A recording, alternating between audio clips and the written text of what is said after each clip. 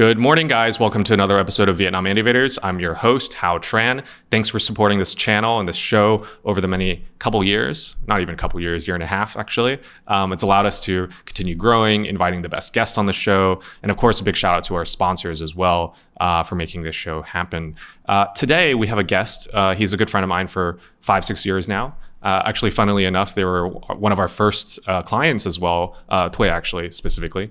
So I've known him in a lot of different capacities. And today, he's on the show to share about a new report that he's just issued that has a lot of relevance to what we do at Vietcetera. So I was really keen to have him on the show, share about his insights and his team's insights. Other than that, the report, of course, is created by his team at YouGov Vietnam, of which he is the CEO. Thuê, welcome to the show. Thank you very much for having me. Yes.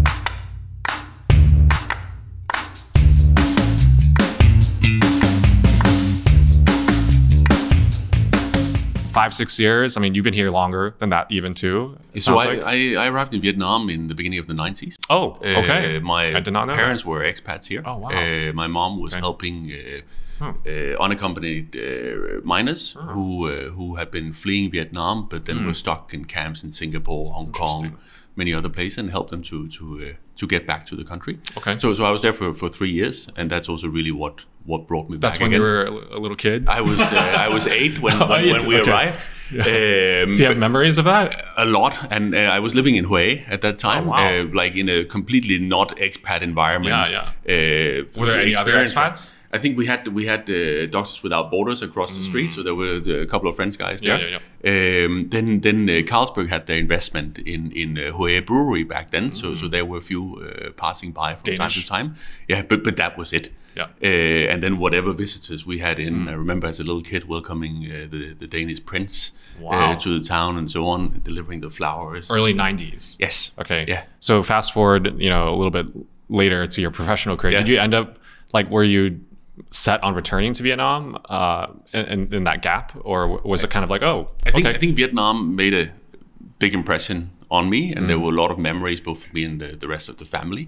And I think it's the story of everyone that when you arrive in Vietnam, you are really impressed by the country, the people, and so on, and you have a longing to keep that connection and coming back. Amazing. But I think it also shaped kind of my professional career. At that point, I had a teacher, Tao, a private teacher in Hue. There were no international schools, so I was homeschooled there, and she had a small business, I think, with wedding photography and a few other things. But just meeting this Vietnamese woman with her sense of business and sense of can-do attitude, and I don't know if I inspired her or she inspired me, but when I was 9 years old, we went around on her motorbike to look for places where we could open a burger restaurant. Wow. Because there were no burgers sold in Hue at that time. Yeah. So I think there was a bit of spike of Vietnamese entrepreneurship and this idea in Vietnam that everything is possible. Well, did the burger shop open? We have to ask. The burger shop didn't open, but I managed to. I did a training for a local cafe owner. He was doing like food for backpackers near the train station, and he was working on it.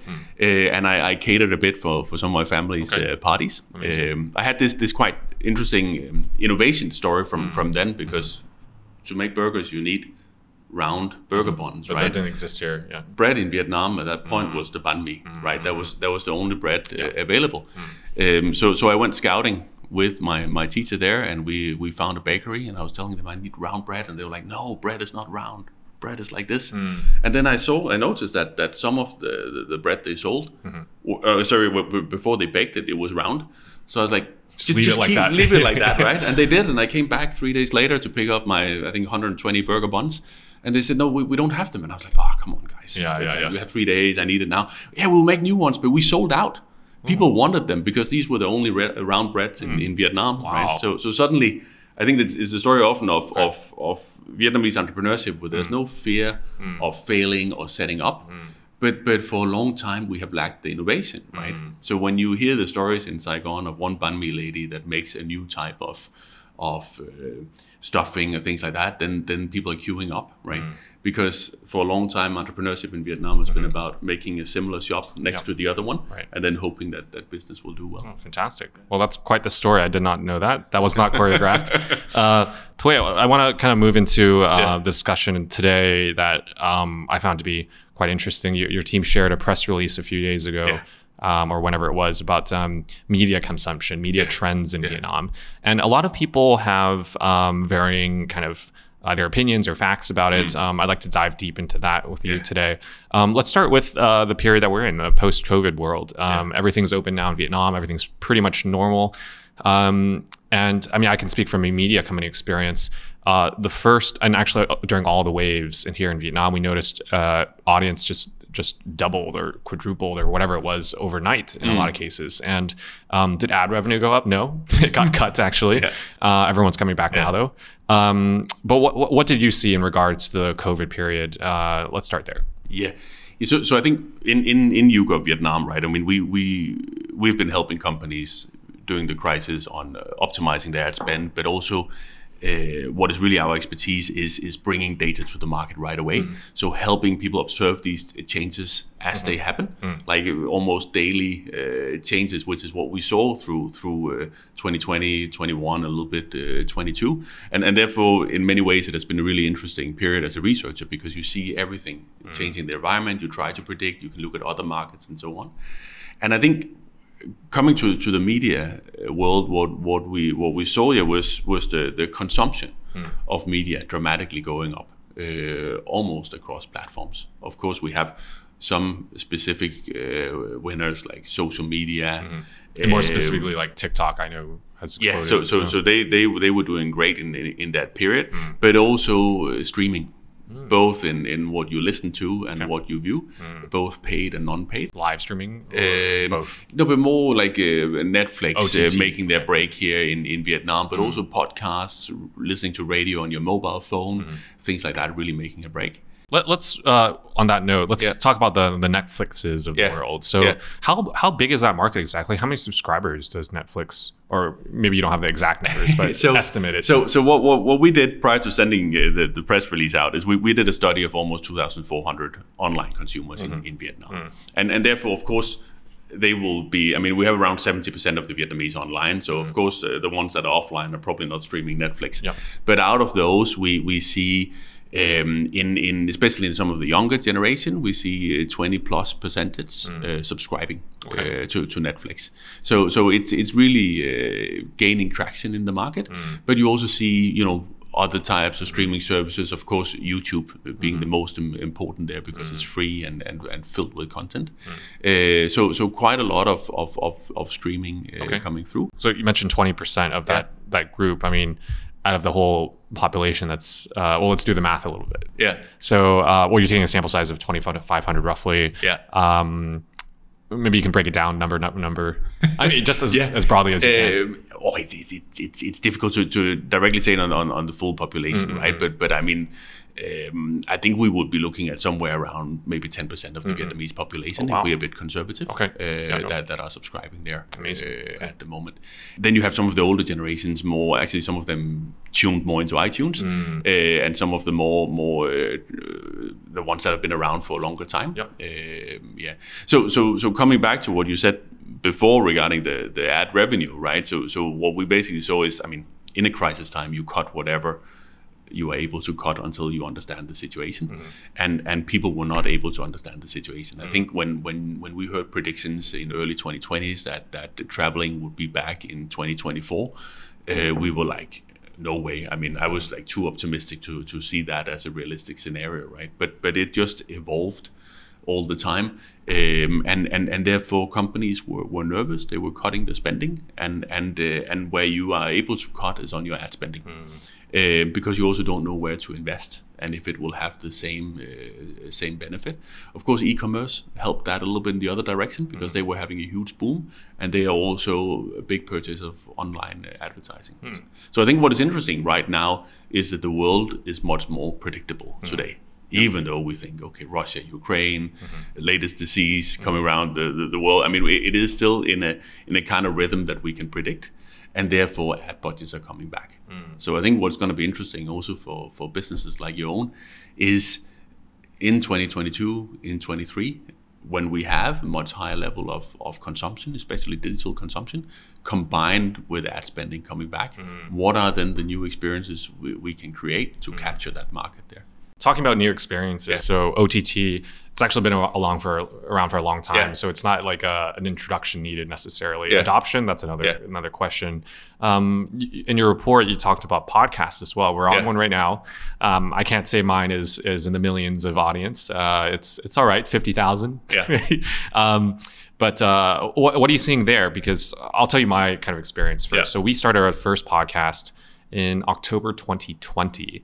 And it came out of just wanting to do something that nobody else was doing, simple as that. And you know how it is. People like us were in coffee chats half the day. And wanted to distill that into something that we could package and send out to our readers. Why not? Some great conversations were going on. What are you seeing in the podcast category in terms of highlights that you could share? But I think what has been interesting with what you guys are doing is that you have a niche of readers and listeners, but I think you are placing yourself at the center of the innovation of it and driving a lot of this forward. So I think your reflections on it is trying. But I think it's working. Yeah, but I think you're breaking ground for a lot of others who wants to experiment with this media, right? I mean, I've not seen so far. I mean, now the numbers we're getting is of quite a lot of subscribers. 70% of the people we interviewed have been listening to a podcast last year. So that's quite a lot and surprisingly high numbers. 7-0. 7-0, okay. Yeah. But I think going back before that, podcasts have not really been as popular for the general population in Vietnam as it is for maybe you and me. I mean, I fill my phone with podcasts and international content all the time. So what is interesting to see is then also the willingness to pay for these podcasts. So we see, and we look at people who pay for subscriptions and the ones who want to cancel and the ones who are potential, and we see a growth in the potentials over time. And I think some of the things we can that you can dive into in the report is then on some of the topics that are popular for the different generations. We see house and living as the most important one for Gen Z and millennials. I think maybe not that surprising coming out of a pandemic where people have been a lot at home, that we're going to see this trend of improving your home, things like that, to be more predominant in Vietnam. Okay. So it's really about capturing what are the popular themes, what are people, what do they want to listen to, what are they looking for. One of our kind of hypotheses is that as the audience builds in podcasts, the advertisers will follow. It's pretty unproven here. I think audio ads. It's no secret in elsewhere. Any insights there about monetization? I'm kind of asking. I've been doing market research for 13 years in Vietnam, so I remember the time where I think media spend was 75% TV. Yeah, wow. And I think often with new innovations in Vietnam, Vietnam is almost always an example of an extreme ketchup bottle effect. It takes a long time to break through, and when it does, it really happens, right? And I think that the change from TV to digital media spending, it happened around the time where you started paying for more videos online, because then it was easy to convert the content over. I think some of the challenges for radio and for podcast is that you need to link it to the creative idea and the campaign. It cannot substitute TV or banner. It's a different kind of medium, and therefore you need to, as you are doing as well, create partnerships with those companies who can see a way to leverage it. I think some of the best ads or sponsors that I hear in some of the podcasts I listen to are the ones that then generate content that feed in to the content of the podcast, right? So I have one. Investment podcast from Denmark that I listen to almost every day, and they have the country's biggest grocery. They are sponsoring them, and you're like, well, that's a weird link. But they create these ads about making a little bit fun of the show. You can diversify your grocery shopping on our platform. and make sure you lower your risks and things like that. And our exchange is always open and so on. Okay. So I think trying to use the platform in a way, because you are tapping into a unique situation when I mean, podcast is something a little bit more intimate to the listeners. You have their attention. You are maybe also showing that you support people's favorite podcasts. So I think this is one of the mediums where you can create this unique experience, a unique connection to consumers. Amazing. Yeah. Okay.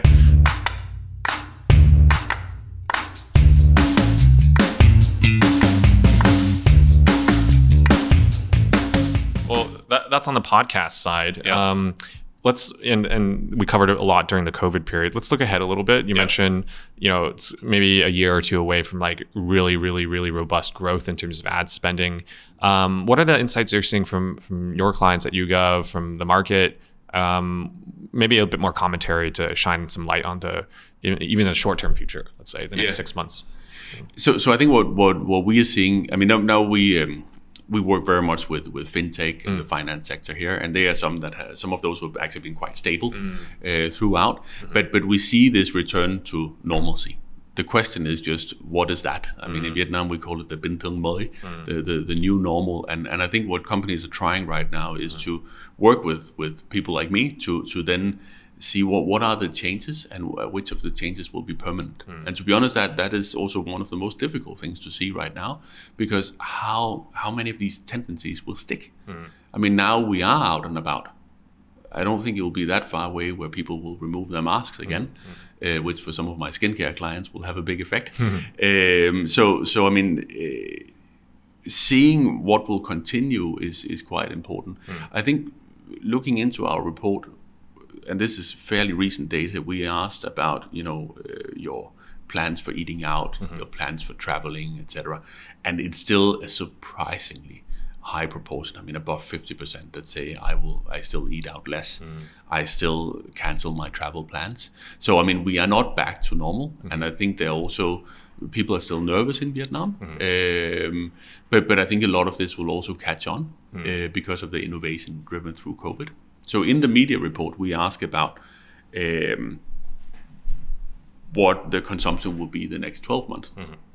And I think what we see is for most of the winners during COVID, they will sustain that lead going forward. So if you have had a growth, this growth is expected to increase. Okay. So it seems, but I mean, you need to trust that people can predict themselves, right? So that's how it is with surveys, right? So of course we need to be cautious about this, but in general it looks like the intention from the listeners and the readers is to continue with these kind of media habits, to adapt more on-demand TV, use more podcasts, use social media more in whatever form that will take. And we're talking a lot about future adoptions. What are they giving up to create time for that new adoption, if anything?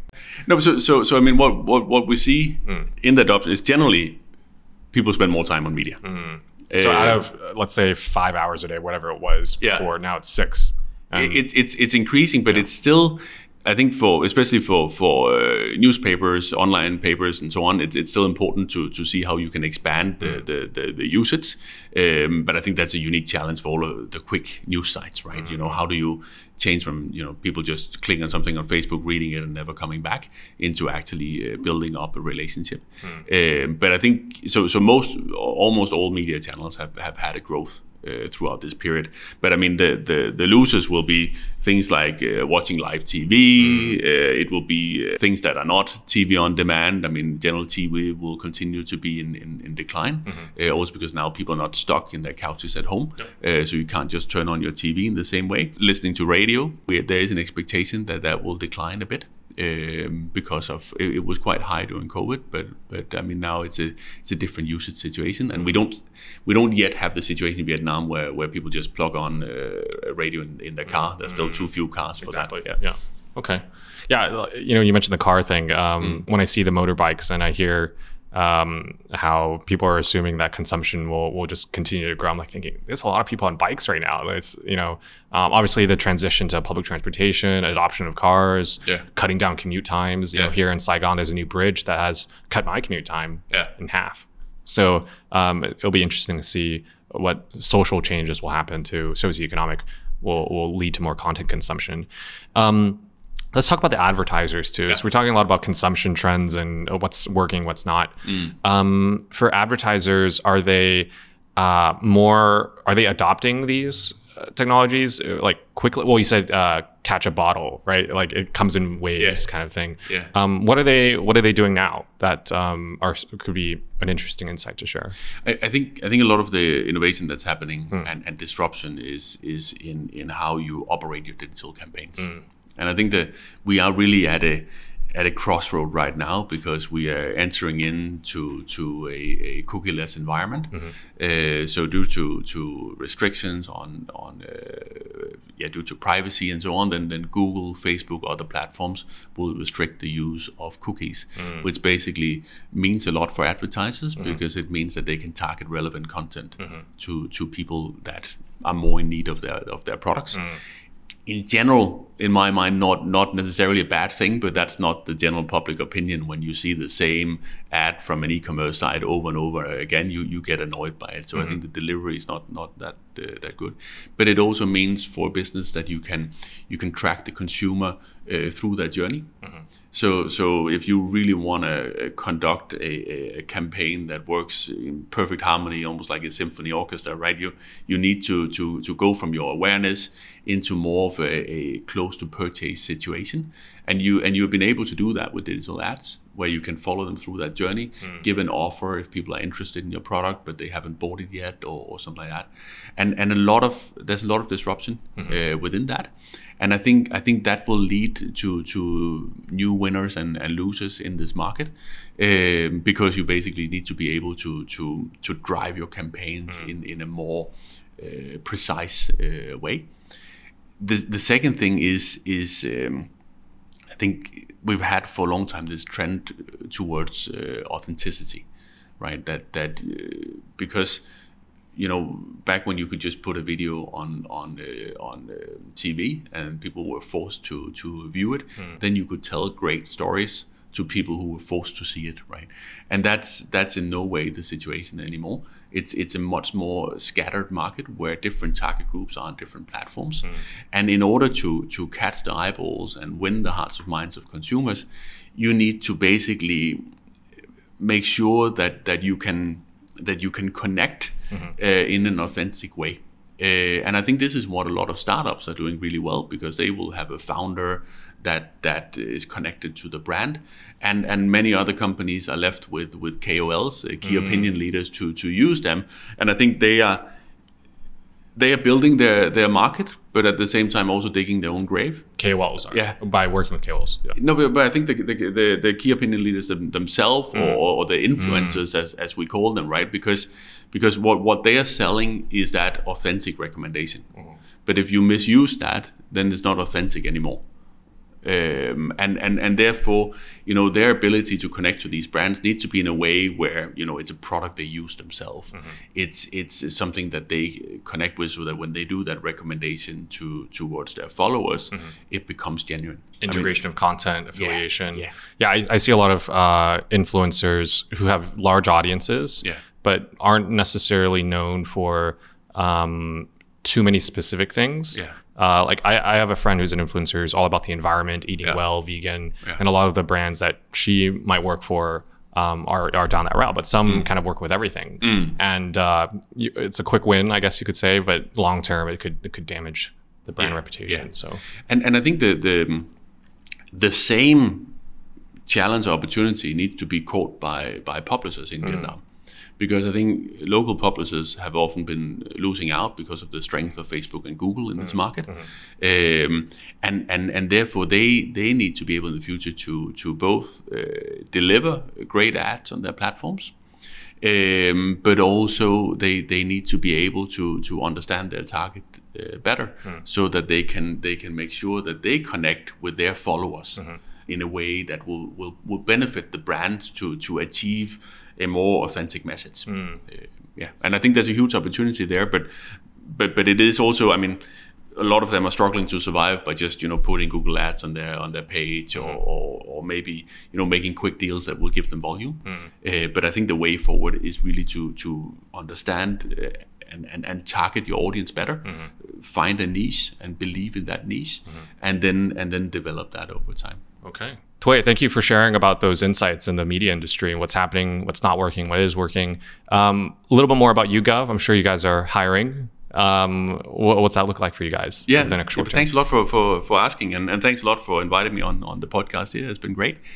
I think in YouGov we've been 2 years in the market. This is the third time that I'm starting up a research agency in the country. Time. Yeah, okay. So first with Opinion, then Decision Lab, yeah. and now YouGov. And for us, this has been a startup period right through COVID. We are really gaining some traction in the market now, and I think people are really starting to see the value of accessing living consumer data to integrate data into your business and make faster decisions. So we're expanding quite a bit, and we hope to be able to double the team within the next 12 months. We have an amazing team right now that's really contributing to this growth. So part of what we are doing is, I'm also chairman of the Nordic Chamber of Commerce, and we are having this large scale event, Work the Nordic Way, where we're going to meet people who have studied abroad. We're going to talk about some of the areas that are important to employers and employees in Vietnam. So under the headline of diversity and inclusion. And I think this topic here is something that's is really, really important to our business. We are in a city in Vietnam. It's like the New York of Vietnam, where people travel here from all over the country who maybe have not been accepted for who they are in their hometown and want to reinvent themselves in Ho Chi Minh City.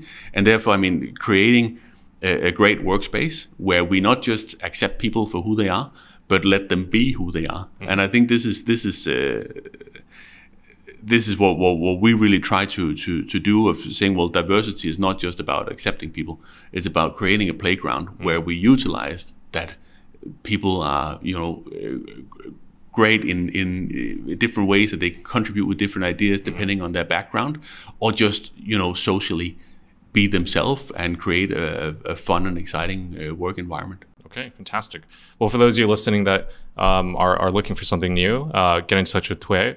If market research, definitely check out his burger idea. I'm sure he'll revisit that at some point. Tway, welcome to the studio again, and thank you for your time. And we look forward to future reports that you can share with our audience. Thank you very much. Yeah. See you next time. Bye, guys. With a comprehensive healthcare ecosystem, GeoHealth integrates technology to optimize the examination experience for their customers. The Geo Smart Clinic provides a multi-specialty clinic experience with a team of elite doctors and cutting-edge technology. And with their recent Series B investment of up to $20 million, GeoHealth is coming closer to expanding their smart clinic system nationwide.